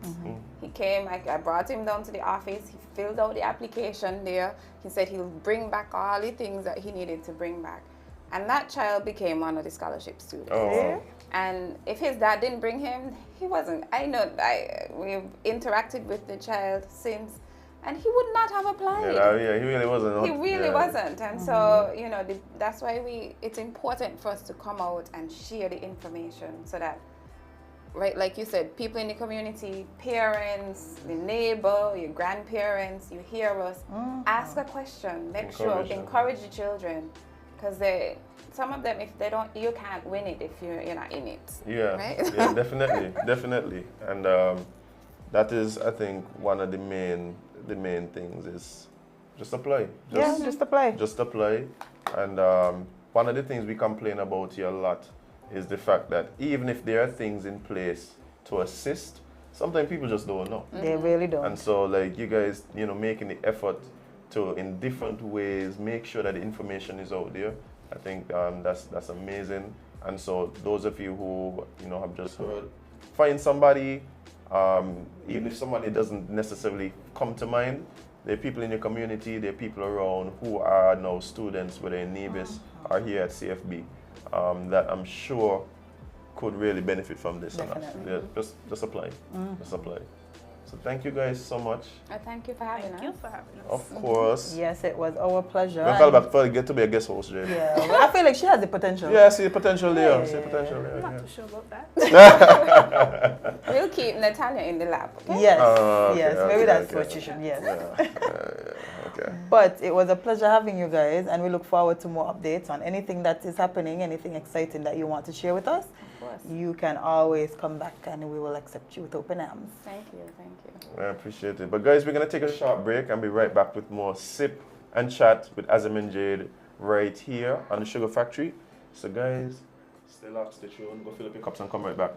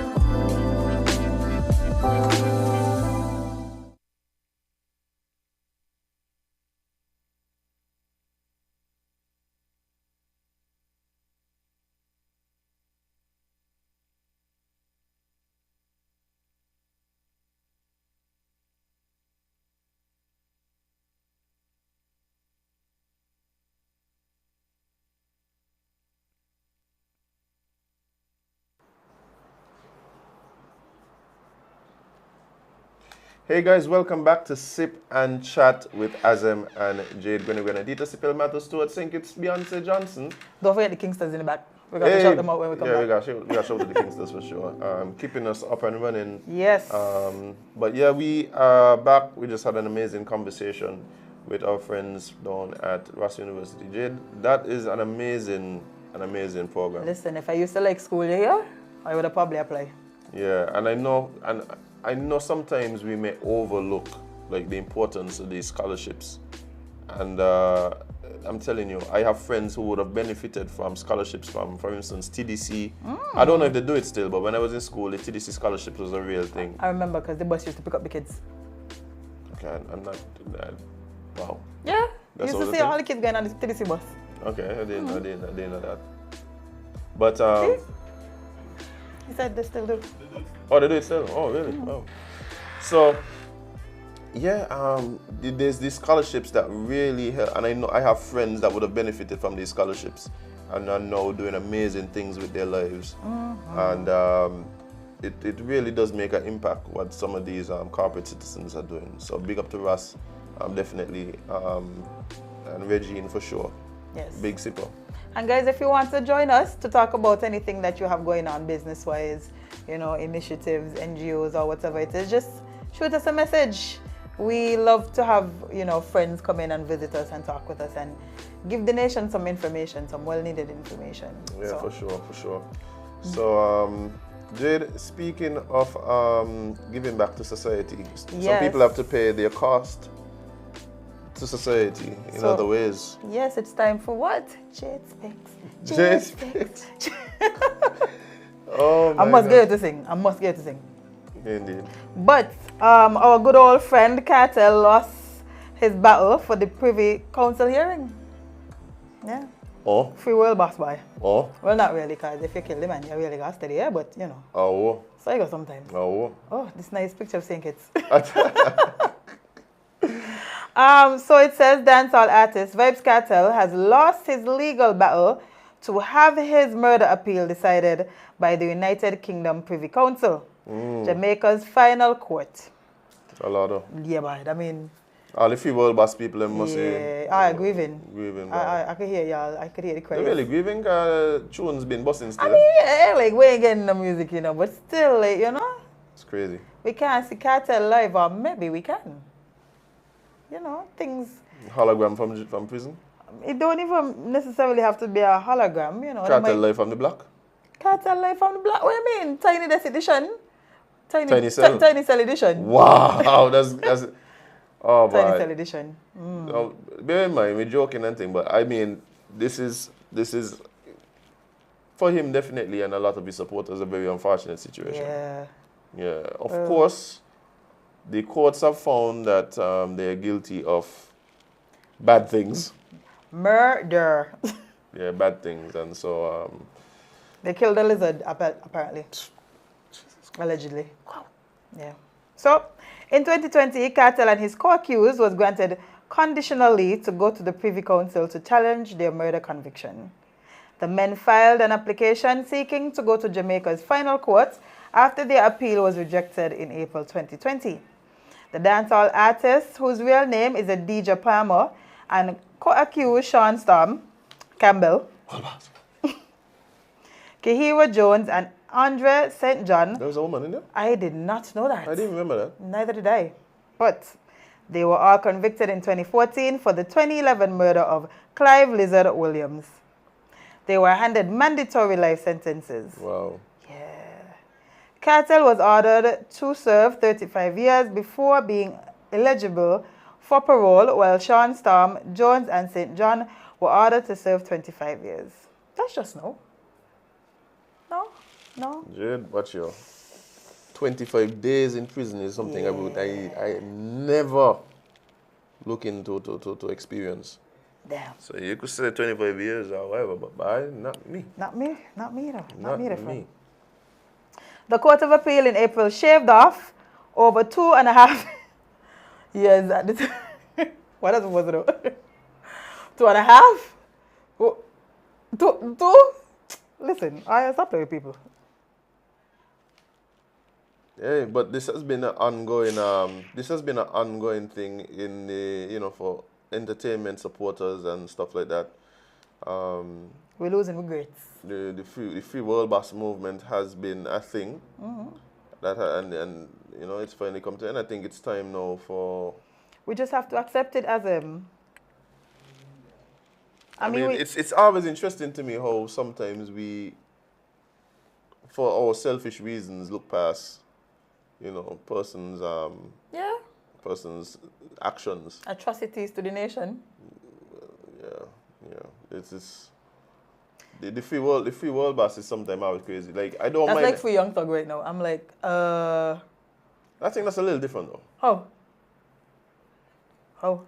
The RICO charges is a little different. Yeah, but he got murdered in India too, man. Ain't just Rico. It's murder in India somewhere. No, what I'm saying is, the way the RICO charges worked is you, even just by affiliate, you didn't literally have to do anything, you just have to be affiliated to the group and you're gone in. So That's facts. So my thing is, those situations to me, I don't want to put them in the same boat. Like if you're personally accused of something, and then the evidence is brought forward to say that, hey, this is what you did, then yes, then if it's a matter that they just walk out by roping up everybody who he was out there trying up YSL. whoever say YSL and them kind of things. No.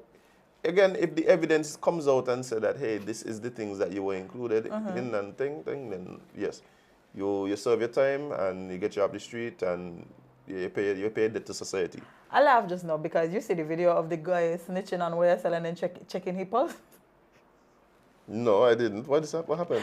So some informant that have been had for years, right? And one thing I don't respect about this, especially the police, because now you're putting a man's life and family in danger for asking him to do something that you want him to do. No, he put his life in danger. He did too. Yes. However, it's supposed to be a secret. It's supposed to be a secret. It can't be a secret. Snitching is never a secret. It's a secret at the time. There's always paperwork. This is going to be brought up in court. Yes, however, releasing the video to the public before even the court case is a little, y'all want your witness to live. What? So what happened? So Pano was in there talking to whoever he talking to. Apparently he'd been talking to them for years, right? They're telling him, this weighing and telling nobody this thing. Right. This ain't gonna never be released. So then after fell for that? Like a dummy. But so after then done chit chat or whatever. That was having a nice little chit chat. They left the room and he was in there by himself, right? And he was standing in front of the glass and the camera was like directly in front of him. But I'm not sure if you could have seen it. But it's like Pana so shocked, like in there checking, he was like, I really just did that literally on camera. You could see him checking his pulse as him. The man couldn't believe. Wow. He, as a human being, did that. And live human being. Yes, sir. You did. You snitched. You definitely did. You sung like a bird. But let's move into something else. So, few weeks ago, it couldn't be few weeks ago because we started last week.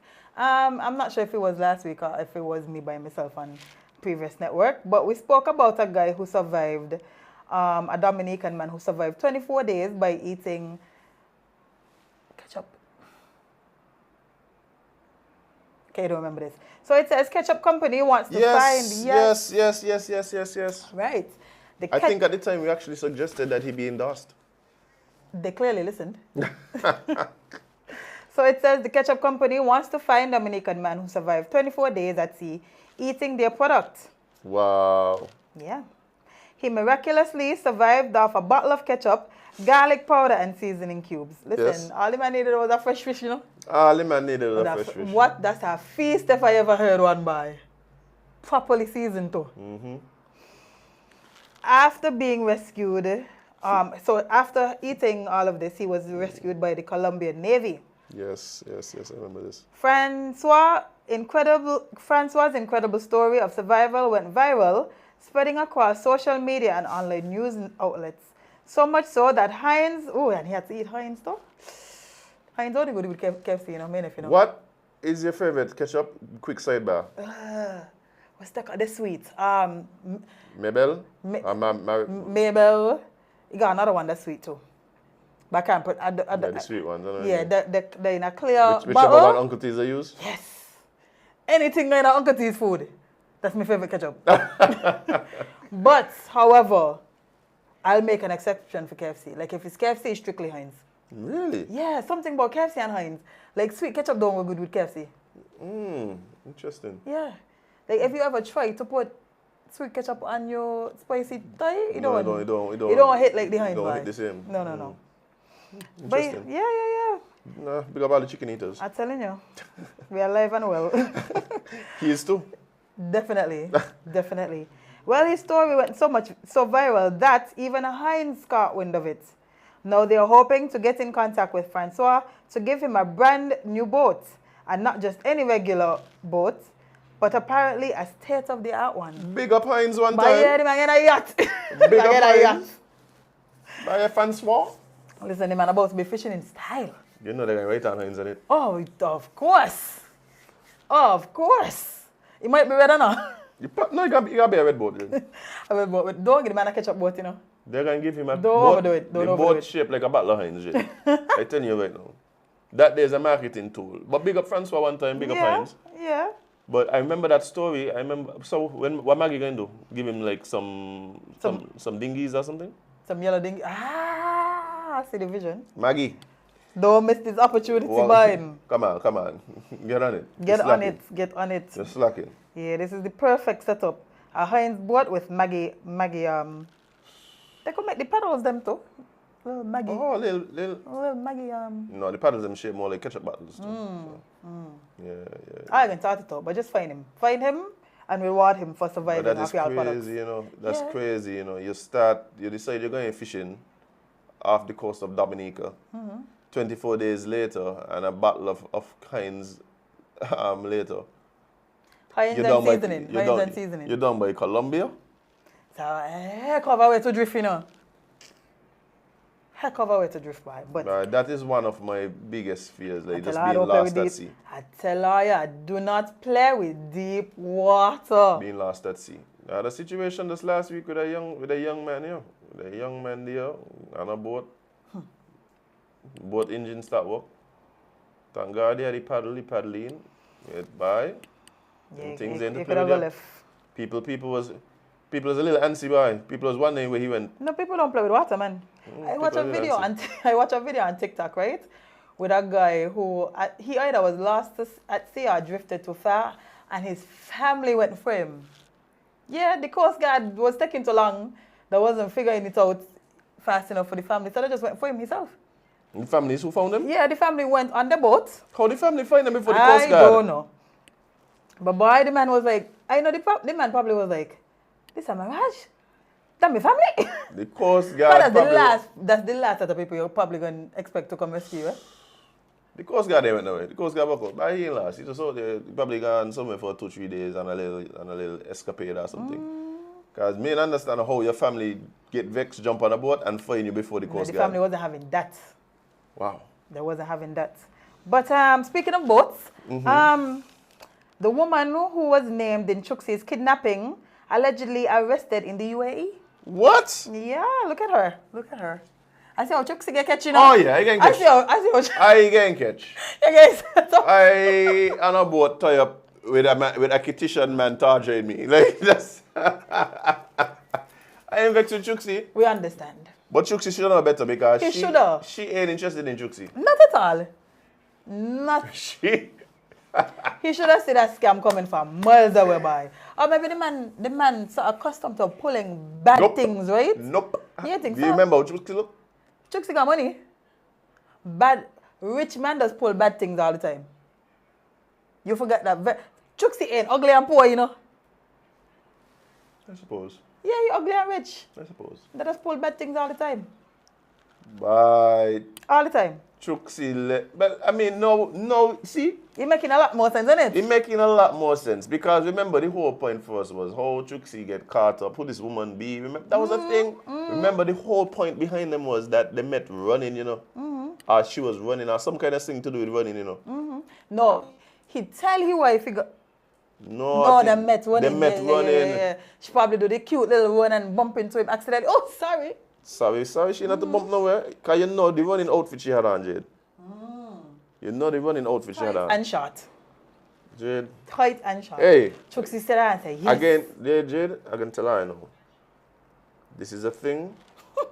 Please don't go off on a tangent before I read the story. I'm going off on the tangent before you read the story, Jade. Here we go.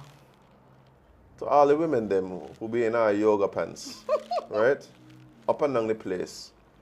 But ensure that you all pull the yoga pants to its maximum heights as to highlight the posterior. The print have to show. Jade, The print have to the show. problem I have now is them the same woman them who vex because man watching them. How they get so? How they get so? The one I watch but not make it too obvious. Yeah. That's all. Watch you, me don't even, watch you. I don't even look, when I go to the gym, right? And you see them come in, You don't turn your head? me go the next direction, yeah. Because nobody gonna come talk, Nobody going to label you as a gym creep. not only that, you know, the fact, like, Jade, it does be so obvious sometimes, that is like, you got a plan, so are you going so? Me and Chuxi, yeah. Me. That's why you've never ended up on a boat in Dominica. That's why me end up on a boat, on a beach in Dominique. Gotcha. Well, the woman named in the kidnapping of Indian-born diamond dealer Mehul Chuxi has reportedly been arrested in Abu Dhabi. What she do now? Sources close to the matter have confirmed. What she do? Let me hear this. According to reports, Barbara, she named that damn Barbara. Wait. Oh, you get this woman named Barbara? She could be a... Okay, she named She Barbara. named that damn Barbara. She named Barbara. She named Don't come lie to me this good day. Boy, Barbara. Yeah, she named Barbara. Barbara? No, maybe Barbie. Maybe Barbie, but not the Barbara. Come on. Barbara Jarabic was arrested following a red notice issued by Antigua and Barbuda. Antigua is who... Uncle Gaston I said, can't wait to talk to... ain't going so. Darren, make sure you got some information for us. Yes. Yes, indeed. And investigate, so the lockup, because they was investigating her for the kidnapping of Chuxi. She think she get away? So what kind of relations Antigua got with the UAE? What? That's posed by Okay. a red notice. The man, And you get locked up in the UAE. one phone call, Uncle Gaston said, hey, UCG? Lock up that. A red notice. Red note. Many know what red notice mean, That's what I'm telling you, but it's Jay. so serious. But this sound like normally thing. This normally sounds like things that the big countries they tell us. Ain't necessary. Like you don't really hear about we telling. You're right, you know. You're right. Wow, that's crazy. Boy. They really wanted Shiba. Observer could not confirm with local police whether they have been informed about Jarabic's alleged arrest, but she is wanted for questioning in relation to the mysterious disappearance of Chuxi, who vanished from Jolly Harbour on May 23rd, 2021, and was later found in neighboring Dominica. Chuxi has maintained that on that day he was taken, he was with Jarabic, who he said befriended him over a period of time in Antigua. They were very close, according to Chuxi, and would go for walks together in the evening. Chuxi, stop telling us these things. You got a wife. She vexed with you, you know. Watch you. She gonna watch your wife gonna take a page out of what's this from yesterday name? Francois. Your mine. Francis. Francis and your wife gonna chat. You stop there, Jade. And it ain't gonna take 5 times for you. I'm telling you. No, Jade, I'm sorry. Wifey, you got to cool. You understand? Because Barbara had me on a boat and Barbara got to pay. So if I got to let If I was your wife, I would have been like, well, who fault that? No. Is yours? No. Chuxi getting eat up at home, eh? You better be. Chuxi getting eat up His at wife in his skin. Chuxi Daily getting boy. eat up at home. Every time Chuxi done do an interview, you just see here in the back. Well, who send you? You tell me you're going for a walk. Who send you? You end up in a woman house. Now look there, Dominica. End up in no one house. End up down Jolly Harbour. Me not was jolly about the harbour in Dominica where you end up. Not a thing was jolly about the harbour, boy. See how man does get catch up? But they went for a walk and they were close. Oh. Man does get caught up like this. I'll tell you, watch your eyes, some of the most easy to rob people in the world, you know. Because men don't think. I lie, they just think with the penis. I don't think with our brain. I just think with the bottoms. Because a man would just meet you and say, come to your house. That's why I want to get robbed and set up and reach in Dominica. Anyway. I have no argument, Jade. You can't argue that. Is that fact? I mean, I don't consider myself to be in that, but I do also consider myself to be in a vast minority. If women was real gunman, right? A lot of I would have gone in, you know? Like Cardi B? Okay. If women was a real gunman, I would have not been here because y'all don't use y'all brains. No, bye. Not at all. Y'all just think with y'all penises far too often. Anyway. You got any more Jade speaks? I wasn't, yeah, but I wasn't finished. Oh, well, go ahead. Yeah, You yeah. can finish up. Chuxie has been Chuxie said that his suspicion that she was involved in the crime was based on the fact that Jarabek did not attempt to help him. What do you want to do? Because Chuxie being ridiculous. No, what Chuxie is saying, she was obviously a part of the plot because she didn't try to help him. What do you want me to do? So, No, it's not that he wanted her to do anything. He's just saying, how I know she was part of the plot is because she did nothing. So obviously she was part of the setup crew. he said it's because she didn't help him while he was being beaten and placed on the boat. Again, so what do you want me to do? No. If they could bang you, they could bang me. No, and I Jade. love me more than you. No, Jade, no, but the thing is, all when media trying to figure out where in the world is May say nothing. Medpool Chuxie. You ain't have the threat, no? You ain't have the tell her if you say anything, we're coming back for you. May say nothing either. This is rich people problems at this point, you know? Jade, Barbara is part of the setup crew. Didn't believe that. We saying that there since the start. I don't, but yes, but that was before I knew why he thought so. Ain't Barbara fault? Barbara is right. Do not mix up yourself. This is a rich people, big man problem. What could do? What can I do as at this point? How are you supposed to stop them from kidnapping you? Jade. Little old me. Jade. Barbara probably, you know what Barbara probably doing? Barbara probably on the run for her life. Because they know they probably don't try to kill Barbara. But no, they would have just killed Barbara, Jade. That's the point No. I'm making. No. They would have just killed Barbara. No. These are people who taking man from one port to the next, torturing him on a boat, carrying him to a whole different island, got all kind of links with the police down there. And you want to tell me they mind just getting rid of Barbara they're trying to set you up. Free Barbara. them people don't leave loose ends. Free Barbara. Barbara might have been the mastermind of the whole thing. No. Free Barbara, why? They're trying to set up. My thing is Barbara is the mastermind. Barbara is the mastermind. That's what I'm thinking. I don't think so. I'm actually very certain that Barbara is the mastermind. Yeah, I just don't like see pretty women winning. You know? No. That's why. We have time for one more story. What do you have there? Well, the romance was freaky. The romance was freaky, as in, you know how we know? First Roman dildo discovered shocks archaeologists. Exciting and intriguing. You okay, Fred? The only reason I'm excited about this particular thing is because I now know the name for today's episode, Freaky Romans. Freaky romance. The freakiest romance. We're going to figure it out. But yes, the freaky Jade, romance. me didn't even want to read this article. That is your business. I know exactly what this article is. More power to them. If you all feel like this is news, the reason I'm saying this is from the time people knew. This has been going. The Romans, they were late. I'm telling you, generations before this, That was late. people have been finding ways to make themselves feel good. I wanted you to see it though. It's wooden and it looks very uncomfortable. They must see the dual sand now. It had to be. Splinters. Whoa! My question is, what kind of tree this came from? They say? That's the Well, only part of the article I want to read. What? now I need to read the first line. The first line. The first line is hilarious. All right, guys, today we have to leave. Nope, We gotta go. don't try that. We're on the radio. You can't do that. Oh, bye.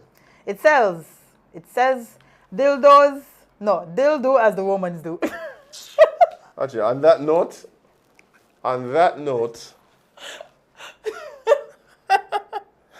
The people them done dead out. Why you want to embarrass them for? Dildo as the Romans do buy. Look at this. Look at this, Azem.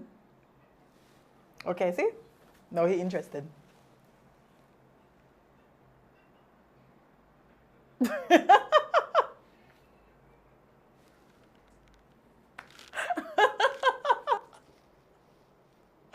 That had me. But listen, listen. That's left me with plenty questions. Being a lie to you. After seeing the picture, I say, no way. I am now convinced that these people just making this up now. You think so? That was probably just a statue, like from a fertility I don't believe god. so. It says. No, bear in mind they were like fertility cults and so. No, not that. But I believe that's what I was using. I don't. Their business. That is your business. You can believe what you want. Oh my gosh. UK archaeologists were flabbergasted, as am I, after discovering that a 2,000-year-old sewing tool could potentially be the known life-size woman's dildo. So they thought it was a sewing tool. So how they end up reaching this? That's a good question. Jade, How you went from a sewing tool to a dildo? Jade, this was probably like a statue in somebody's house, like from a fertility god or something. Like this was the Romans were obsessed with these I said, things. look at this. Ain't nowhere. Ain't nowhere. Jade, I think that no. Watch it, as if stuttering and all. As if stuttering and all. They stretch it. Hey guys, on that note, for real this time. Ooh. We gotta leave, we gotta go, we gotta disembark, we gotta disappear. Guys, it's been an amazing day hanging out with you. Thank you so much for being a part. Big up the Kingsters in the back. Yes. One time. Big up to Regine and Natalia. Yes, that's her name. Yes, Green, for joining us as well. It's been a real pleasure hanging out today. I had a good time, I had fun. Of course. I had fun. Big up to all the people who have been liking, subscribing, being a part of the conversation here. We gotta set it up so we can see the comments. I can. Yeah, I can't stay there just reading all day. Yeah. But We need to make one of these little windows here. yeah, The comments. The comments, yeah. Yeah, but guys, it's been a really fun time today. Definitely. Definitely been enjoying what it is that we're building here. And thanks to all the people who have been supporting, meeting us on the streets, sending us messages, all the people who are reaching out to partner and be a part of what it is that we're doing here. And of course, if you want to do the same, yes, big up to all the people who are, looking to be a part of the Sugar Factory family as well. Definitely. People who want to, come on board and help us build amazing times here. Really looking forward to what's next. I don't know. I'm very excited, Jade. Me too. Like, I look forward to all of the interviews that we're going to have. All of the people that are going to come and have fun with us. Some hosts coming in and join us, Yeah, definitely. Yeah. Definitely. Let them chat with us. I know one. I have one that I have in mind that I really want to link up with. I already reached out to him, but Nice. once he checks his schedule, has he been running the place, eh? Yeah, man. The man been getting all the interviews right now. The man got all the bands and beefing and so. Oh, okay. I got you. You know who I mean, man. Yeah.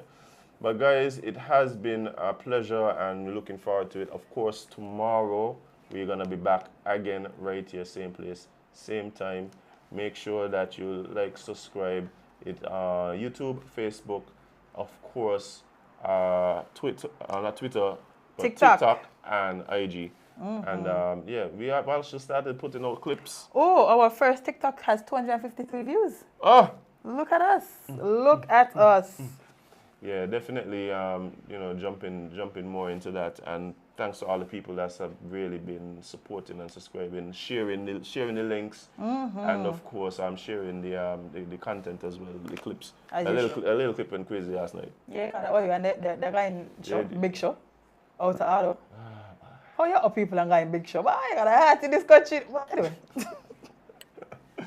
But guys, it's been a real pleasure again, and thank you so much for being a part of what it is that we're doing here. But alas, as I said before, we gotta leave, we gotta go, we gotta disembark. Indeed. Thank you so much. But guys, make sure tomorrow you get your cups, you get your beverage of choice, and make sure you join us for Sip and Chat. And of course, remember, you can't be everybody's cup of tea because you is not a mug. We're gonna see you guys tomorrow.